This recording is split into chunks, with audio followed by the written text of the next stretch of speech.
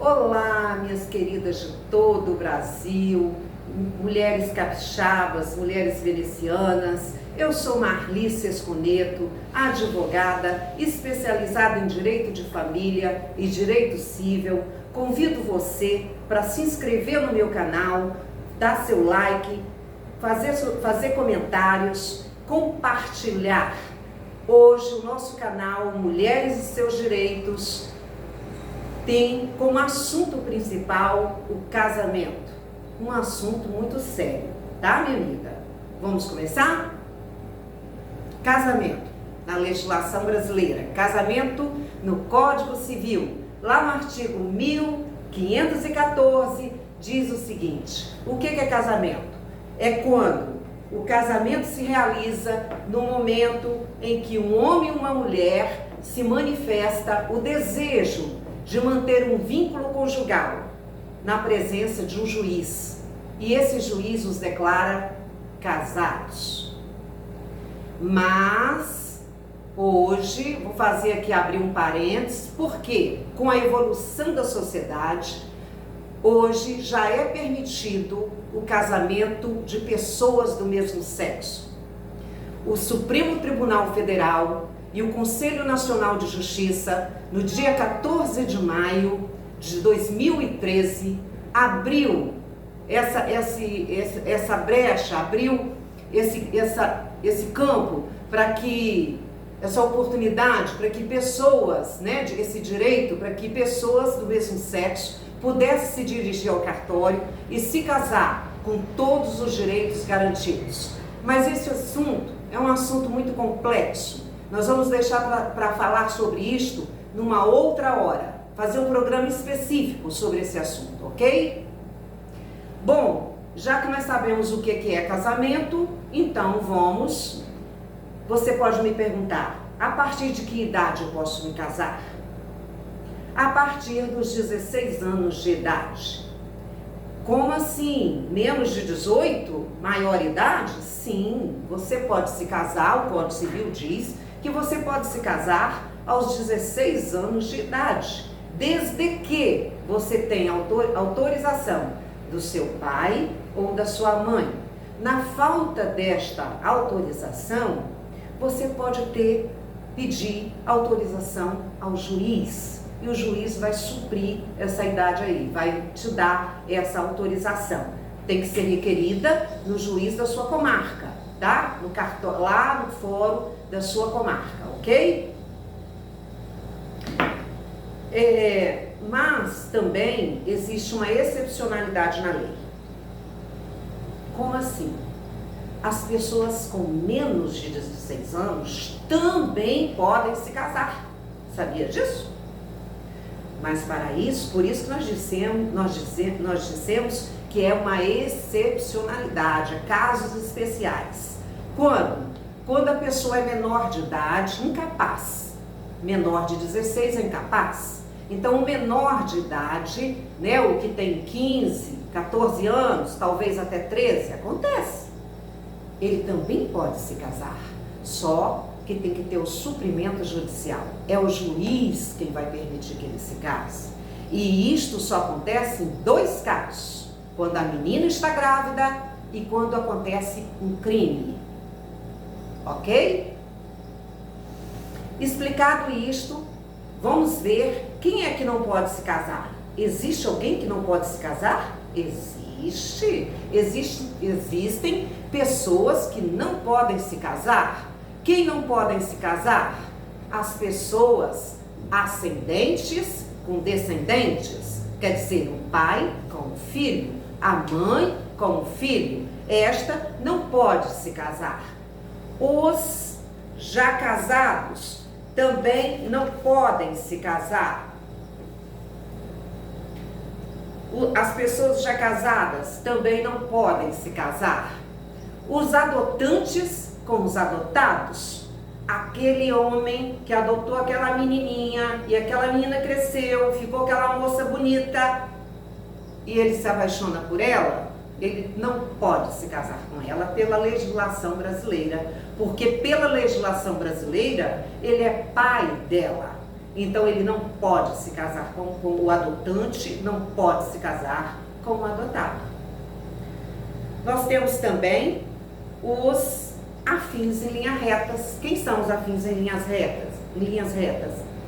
Afins em linha reta são os irmãos.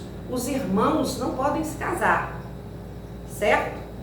Nem os irmãos unilaterais, que são filhos só do mesmo pai, nem os bilaterais também não podem se casar. E por último, não podem se casar o cônjuge sobrevivente com o condenado por homicídio ou tentativa de homicídio ao seu consorte. O que quer dizer isso? Que um determinado rapaz matou o seu marido. Tempos depois você foi e se apaixonou por ele. A lei não vai permitir que você se case com ele porque ele matou o seu marido, o seu consorte. Então você está impedida de se casar com ele, certo? Mas existem causas suspensivas. O que quer dizer isso, doutora? São aquelas pessoas que podem se casar, mas não naquele momento. Elas estão impedidas naquele momento. Mas depois, posteriormente, elas podem se casar. Quem são essas pessoas? É o viúvo e a viúva que têm filhos, mas não fizeram o inventário.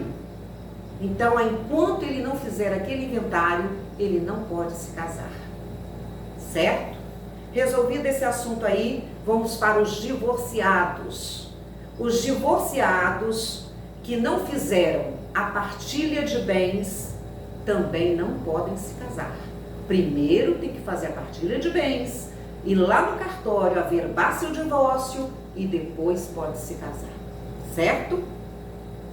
O tutor, o curador, o tutor com seu tutelado, o curador com seu curatelado. Enquanto essa tutela estiver em vigor, ou o curatelado estiver com essa tutela em seu vigor, essa curatela em vigor, ele não pode se casar. Primeiro tem que perder esses efeitos da tutela, da curatela, para que depois possa se casar, certo?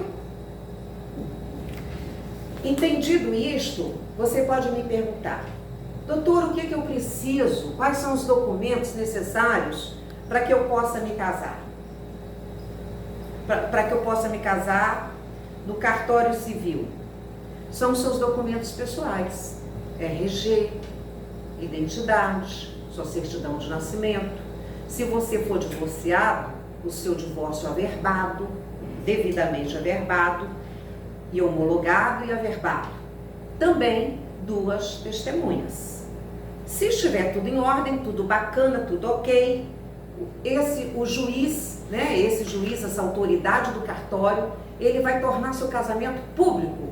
Ele vai colocar nos editais, ele vai publicar lá no Diário Oficial, ele vai publicar em todos os lugares públicos e no edital, para tornar seu casamento público. Uma coisa que eu quero esclarecer também aqui é que o casamento pode ser feito por instrumento público, por procuração. Deve ser muito chato, né? Casar e seu noivo não está ali, mas existe, tá? E, por exemplo, uma pessoa mora no exterior, não deu tempo de chegar. O que ele vai fazer? Ele vai no cartório, vai fazer uma escritura por instrumento público e com poderes especiais para aquele casamento, e ele vai poder, o irmão dele pode ir lá e se casar no lugar dele. Certo? Isso existe muito, tá?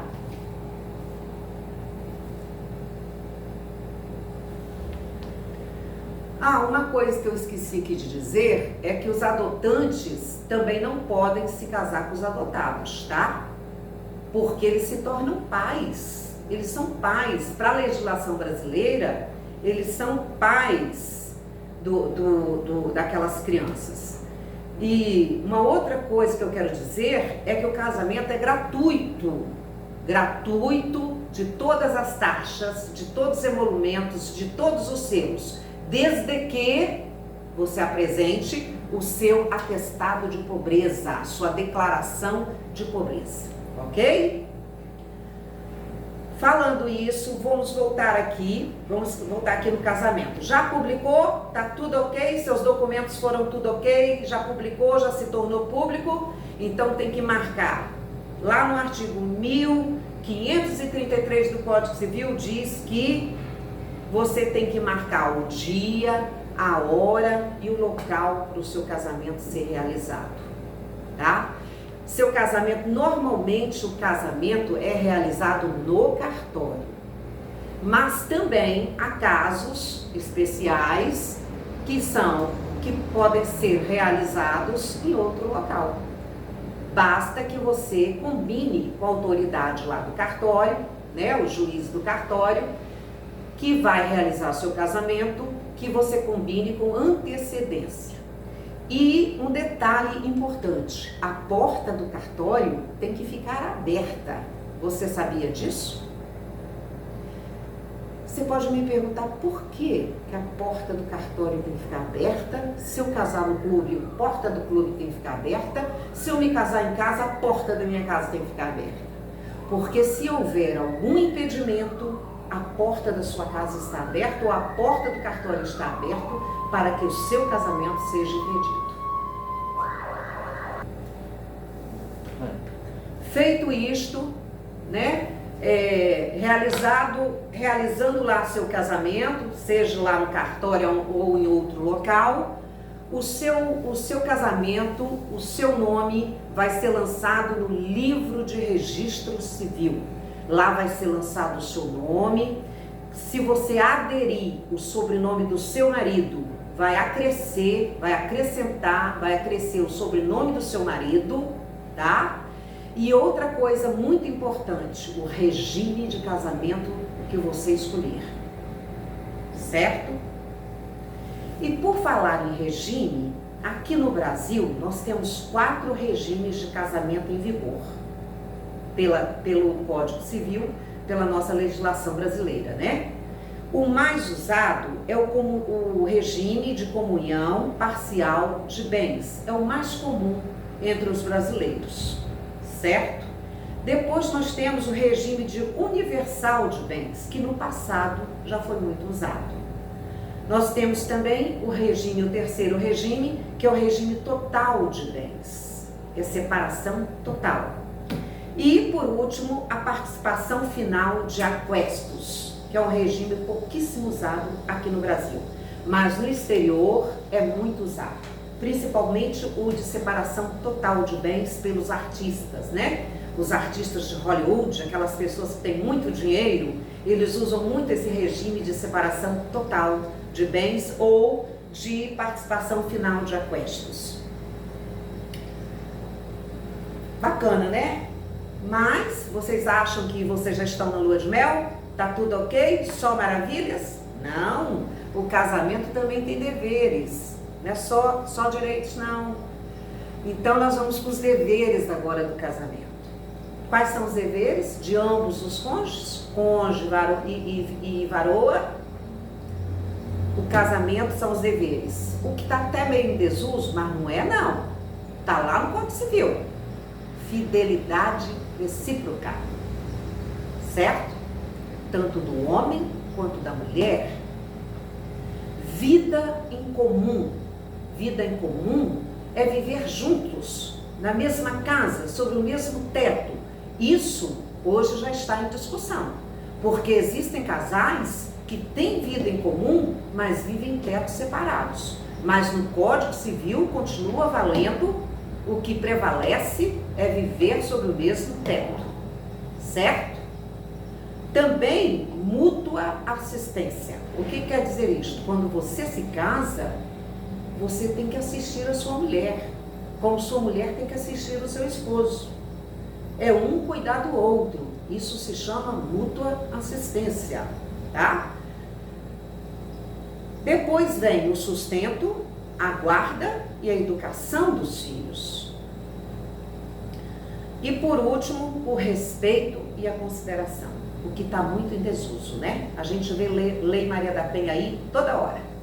Mas infringindo um desses deveres, você, minha amiga, tem o direito de requerer o seu divórcio baseado em um desses deveres. Sabia disso? Está lá no Código Civil, te amparando. Seu marido foi infiel a você? Pode se basear na infidelidade, tá? Certo? Falando nos deveres, nós vamos falar também de quando um casamento pode ser nulo e anulável. Vamos falar dos anuláveis? Quando é que um casamento pode ser anulável? Quando você descobre, depois de casada, coisas a respeito da identidade, da honra, da boa fama, que nós chamamos de erro essencial, e que torne a vida insuportável do casal. O que quer dizer isso, doutora? Quer dizer que você conhece aquele rapaz bonito, bacana, e ele omite determinadas verdades sobre a vida dele, sobre a fama dele, sobre a honra dele, sobre a identidade dele. E depois disso que você descobre quem é ele de verdade, a sua vida se torna insuportável. A vida em comum, a vida dos dois se torna insuportável. Segundo erro, ignorância ou desconhecimento de que você casou com um criminoso, minha colega. Às vezes o rapaz é tão bonito, tão amoroso, tem uma lábia, e você não procurou saber sobre a pessoa dele, sobre o passado dele, e aí você vai descobrir que você casou com um criminoso. Depois de casada, né? Lá na lua de mel, depois da lua de mel, você descobre que ele é um criminoso. Seu casamento é anulável. Cabe uma anulação de casamento aí, tá? E também quando você descobre que o seu marido, tem um defeito físico irremediável, que torne a vida do casamento insuportável, com uma moléstia grave, moléstia transmissível, e ele escondeu de você, ele omitiu de você que ele tinha uma moléstia transmissível. Cabe você, moléstia, uma doença, uma enfermidade grave, uma enfermidade transmissível. Vamos dar um exemplo? HIV. Tem proteção, tem tratamento, mas ela é transmissível. Pelo sexo, pelo beijo, pela saliva, pelo sangue. Ele escondeu de você que ele tinha uma doença transmissível. Você descobriu posteriormente, então cabe aí uma anulação de casamento. Agora a última, eu acho hoje, nos dias de hoje, difícil de acontecer, que é a doença mental grave. Depois de casada, você vai descobrir que o seu marido tem doença mental grave. Eu acredito que isso acontecia no passado, principalmente naqueles casamentos arranjados. Hoje é impossível você namorar com um cara e não perceber que ele é louco de pedra, né? Convenhamos? E o casamento nulo? Esse foi o anulável. E o nulo? Nulo é pela doença mental, que eu também acho meio difícil, grave, que ele não consiga ele mesmo discernir os atos da vida civil, e ele infringiu os impedimentos, aqueles impedimentos lá atrás que eu falei, de quem não pode se casar, ele foi lá, mesmo assim, ele se casou com você, escondendo de você. Então, cabe o seu casamento ser nulo. O juiz anula. Eu já fiz já requeri ao juiz várias ações de anulação de casamento, por algum desses motivos que eu acabei de explicar a vocês. Tá? Que as pessoas foram enganadas pelo noivo e que só posteriormente foi descoberta a verdade e que tornou a vida insuportável. Então aí cabe um pedido de anulação de casamento. Com isto, nós vamos para o término do casamento. Quando é que termina um casamento? Quando uma das partes, um dos cônjuges, morre. Então, o casamento termina pela morte de um dos cônjuges. Outro, pela nulidade ou pela anulação. Nós acabamos de falar agora. É o segundo caso. O casamento termina o vínculo conjugal, o vínculo matrimonial, quando o casamento é anulado, nulo, anulável. E por último, o mais usado é o divórcio. O casamento termina pelo divórcio, né? Tanto consensual como litigioso. Aí tem diversas formas de divórcio, certo? Então são esses 3 itens que põem fim ao casamento, põem fim, dá término ao casamento. Morte de um dos cônjuges, anulação do casamento e divórcio, certo? Minhas amigas, por hoje é só. Convido vocês a se inscreverem novamente, a compartilhar, a dar seu like, fazer seus comentários e participar. Muito obrigada por você estar comigo até agora e continue nos acompanhando todas as quartas-feiras, uma vez por semana, né? Somente nas quartas-feiras, a Mulher e Seus Direitos. Cada quarta-feira terá um assunto novo que vai de encontro à sua necessidade, certo? Muito obrigada.